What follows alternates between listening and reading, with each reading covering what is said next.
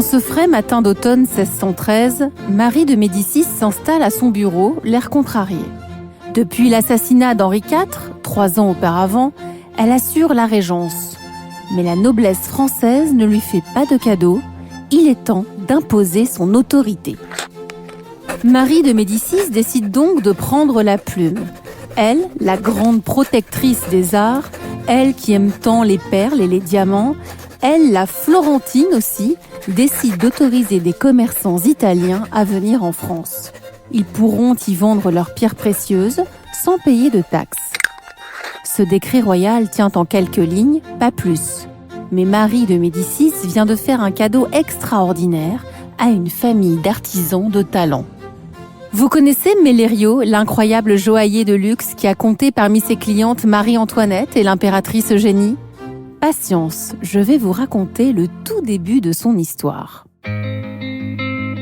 Comment le nom Mellerio a-t-il traversé 4 siècles d'une histoire si tumultueuse ? Comment cette famille a-t-elle réussi à préserver, mieux, à moderniser son savoir-faire unique ? Et sur quelles valeurs s'appuie-t-elle aujourd'hui pour faire face à une crise comme celle du coronavirus ?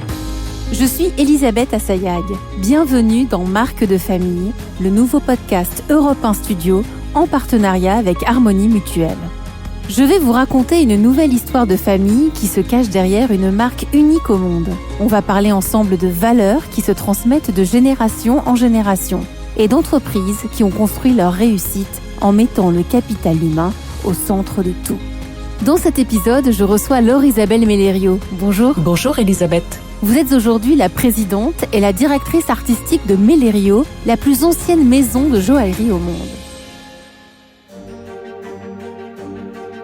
L'histoire extraordinaire des Mellerio commence en 1515. Cette année-là, Jean-Baptiste Mellerio, le pionnier, décide de partir au hasard des routes du royaume de France. Il est alors un simple colporteur, avec dans ses malles des épingles pour les cheveux, des articles de mercerie et quelques broches. Et il en faut du courage pour se lancer ainsi, car les racines de Mellerio se trouvent en réalité de l'autre côté de la frontière, à Craveggia, dans le Piémont italien, à quelques kilomètres du lac Majeur. C'est un village de montagne, très rude, mais avec à l'intérieur une richesse incroyable. Il y a des fresques murales dans les maisons et des églises, un foisonnement de décors rococo. Je pense que ça donne un caractère très fort et ils ont connu beaucoup d'épreuves et ça leur a donné, je pense, une force de résilience importante. 2 siècles et demi plus tard, les Mellerio ont désormais une échoppe à Paris. Vous vous dites peut-être que de chemin parcouru. Mais ils ne sont pas les joailliers officiels du royaume, loin s'en faut. Ce jour de 1780, Jean-Baptiste Mellerio n'est qu'un vendeur parmi tant d'autres devant le château de Versailles. Quand soudain, la légende raconte qu'un carrosse s'arrête juste devant lui. Une dame de compagnie en descend. Elle s'intéresse à un large bracelet serti de petits rubis qui encadre 7 camées, imposants et délicats à la fois. Ce cadeau extraordinaire, elle va l'offrir à Marie-Antoinette. Cette fois, les Mellerio s'approchent vraiment du pouvoir royal. Mais quand la Révolution française survient, il ne fait pas bon avoir travaillé avec la monarchie déchue. François Mellerio, le neveu de Jean-Baptiste, n'a pas le choix. Il doit fuir, et vite. On raconte qu'il serait même passé par les toits ce jour-là. Mais il ne veut pas tout abandonner. Pendant quelques années, il perfectionne son art aux côtés d'un des plus grands joailliers de Milan. Et quand il revient en France en 1799, c'est pour créer sa première vraie boutique. Quelques années plus tard, on lui présente une nouvelle cliente. Son nom ? Joséphine de Beauharnais, l'impératrice, l'épouse de Napoléon. Sous l'Empire, les bijoux imposants et colorés sont à la mode. Quant à l'impératrice Eugénie, l'épouse de Napoléon III, elle n'hésite pas à pousser plusieurs fois par mois la porte de Mellerio pour commander de nouvelles parures. Elle les porte pour son plaisir et pour promouvoir à sa façon le Made in France. On reconnaît un bijou Mellerio à sa délicatesse, souvent un côté très naturaliste. On a toujours voulu imiter la nature au plus près. Ce sera quelque chose de très floral, végétal, beaucoup de couleurs aussi. Il faudrait des jours et des jours plonger dans les archives soigneusement conservées par la famille Mellerio pour faire la liste de toutes les clientes qui ont porté ces bijoux. Mellerio a été le joaillier officiel du roi d'Italie quand il a voulu un diadème pour sa bru Marguerite de Savoie. Ou encore celui du Maharaja de Kapurthala quand il rêvait d'un bijou en forme de paon aux plumes chatoyantes. Et celui de la princesse de Monaco, de la reine d'Espagne ou des Pays-Bas, de l'empereur de Russie ou du vice-roi d'Égypte. Mais la liste complète est aujourd'hui un secret bien gardé. Va-t-il chercher l'ace? Oui, il sert au centre. Il monte au filet. Il a gagné! Changement d'ambiance. Nous sommes le 5 juin 1983 et dans une chaleur étouffante, un homme s'écroule à genoux sur la terre battue de Roland-Garros. C'est Yannick Noah, évidemment, qui vient de remporter le tournoi. Vous cherchez les têtes couronnées dans le public? Vous n'y êtes pas. Mellerio s'invite dans l'histoire juste après cette victoire, au moment de la cérémonie de remise du trophée, car l'immense coupe des mousquetaires, tout comme les épées de certains académiciens et le ballon d'or, est aussi une création de la maison Mellerio. Pour poursuivre la réflexion après ce récit, j'ai pris le temps d'interroger Laure Isabelle Mellerio, qui a pris la succession de son père il y a quelques années. La crise du coronavirus n'épargne pas le joaillier de luxe, vous allez l'entendre. Mais son histoire tellement riche est aussi une vraie force pour envisager la suite. La maison s'est d'ailleurs trouvé une nouvelle ligne pour décrire ses bijoux, contemporains et intemporels.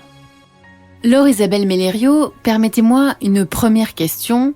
Il y a beaucoup de légendes dans l'histoire de votre famille, vraies ou pas, peu importe aujourd'hui, mais quelles sont les valeurs qui sont importantes pour votre famille ? Je dirais que la première des valeurs, c'est celle de la transmission, qui effectivement est fondamentale pour nous puisque je représente la 14e génération. Donc c'est cette volonté de faire passer toujours l'intérêt de la maison avant l'intérêt particulier. Il y a aussi le goût de l'effort, la persévérance, le sens de l'écoute et du dialogue.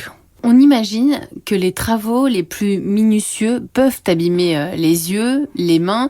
Est-ce que pour vous, en tant que PDG, la santé de vos salariés, c'est une préoccupation ? Bien sûr que je fais attention à la santé de mes salariés, notamment aux joailliers. En ce qui concerne les yeux qui sont effectivement beaucoup sollicités, aujourd'hui, ils ont par exemple des loupes frontales binoculaires, ce qui leur permet donc d'agrandir ce qu'ils voient et de reposer leurs yeux. On a aussi, par exemple, surélevé les établis parce qu'ils dataient du 19e siècle et la population a grandi, donc l'ergonomie est importante aussi. Moi, je suis à l'écoute de leur bien-être et ils me font savoir dès qu'il y a le moindre souci et voilà. Votre atelier aujourd'hui est installé juste au-dessus de votre boutique historique. C'est important pour vous de garder ce lien ? Ça, c'est primordial parce que on travaille tous ensemble. C'est vraiment une équipe. Chacun apporte en fait sa petite pierre au projet. Et moi qui suis directrice artistique aussi de la maison, ça me permet d'échanger très rapidement. Le chef d'atelier, les joailliers en fait sont là pour aussi trouver des idées, des solutions. Et souvent, moi, je dessine et il y a des choses qui me disent non, alors ça c'est irréalisable. Donc leur challenge, voilà, c'est de trouver la solution parce que je veux aboutir à ce que j'ai imaginé dans la tête et ils sont vraiment très forts parce qu'ils trouvent en tout cas toujours des solutions. Vous-même, vous êtes la 14e génération à la tête de Mellerio, mais la première femme. Est-ce que c'est un défi supplémentaire en termes de management ? Ça vient peut-être aussi de mon caractère, mais moi je dirais peut-être une écoute un peu plus importante. Peut-être que les femmes ont une sensibilité plus exacerbée qui permet un dialogue peut-être plus rapide. La période actuelle avec le coronavirus, elle est particulièrement difficile. Qu'est-ce que ça change d'affronter une telle période en étant une entreprise familiale avec une histoire si forte ? Je pense que ça nous donne la force parce qu'on a, dans notre histoire, connu d'autres fermetures, des révolutions, des crises. Donc on a une vision à long terme, je pense, qui nous donne du recul.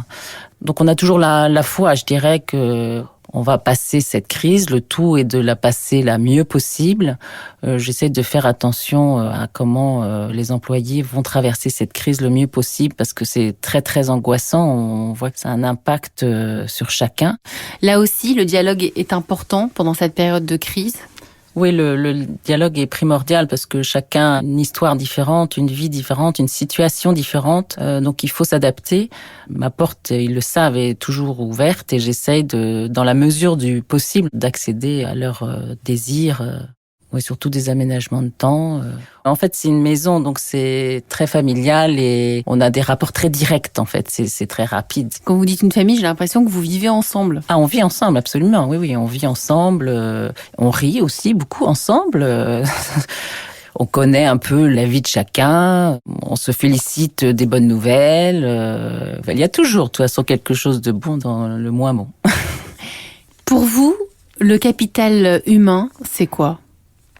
C'est primordial. Hein. On a besoin de la main des artisans. Ils sont notre force, hein. C'est notre savoir-faire, c'est la main de l'homme.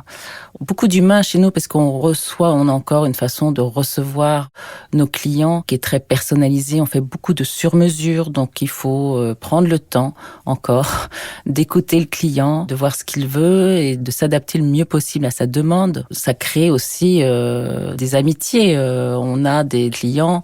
on a les grands-parents, les parents et les petits-enfants. Donc on a vraiment des liens humains particuliers dans notre maison encore, qui ne peuvent plus exister dans d'autres grandes maisons appartenant à des groupes, forcément. C'est un peu notre particularité.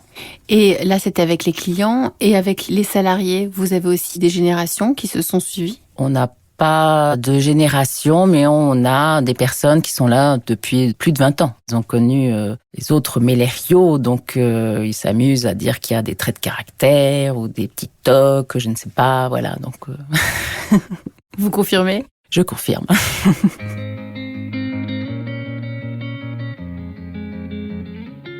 Vous venez d'écouter Marque de famille, un podcast Europe 1 Studio en partenariat avec Harmonie Mutuelle. Je remercie Laure-Isabelle Mellerio, présidente du joaillier Mellerio, pour sa participation. Merci aussi à l'équipe qui m'entoure, Marco Grunfeld à la réalisation et Fanny Rascle à la production. Je vous donne rendez-vous dans une semaine pour le dernier épisode de notre série. Mais si vous aimez les histoires incroyables comme celle de Mellerio et que vous avez envie de redécouvrir le destin des Annie de Flavigny ou des tasses en porcelaine de Revol, il n'est pas trop tard.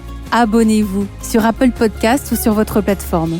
À très bientôt dans Marque de famille.